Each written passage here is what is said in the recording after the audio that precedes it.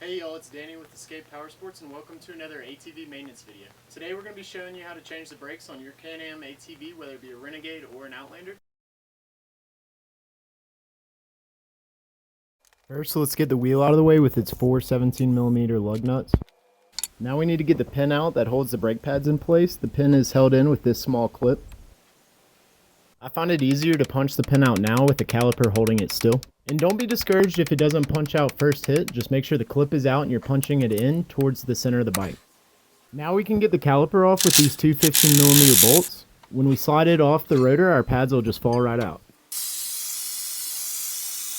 And you can see just how much more stopping power we're going to have with these fresh pads. To make room for our new pads, we'll need to push the two caliper pistons back in. Both pistons need to be pushed in at the same time. Now, I've seen guys do this successfully with pliers and even their bare hands, but I'm not really strong enough for all that, so I find the easiest way to do it is to slide the shorter of the two old brake pads back into place and use a C-clamp to press the pistons all the way in evenly. There's also different part numbers for brakes on the left and the right side of these machines, so I like to line up the old ones that just came off to see which box to use. Now we can slide in our new pads with the shorter of the two on the inside, making sure to line up the holes with the pin. Now we just slide the caliper back on and secure it with the two 15mm bolts. This makes punching the pin back in from the inside easier.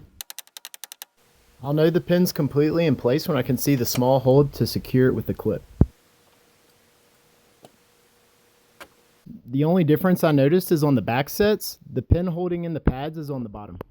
Now just throw your tire back on and you've got one down and three to go. So that's all there is to changing the brakes on your Can-Am ATV. If you found this video helpful, give it a thumbs up so I know we're on the right track. I got about 6 more sets to do, so I'll see y'all on the trails.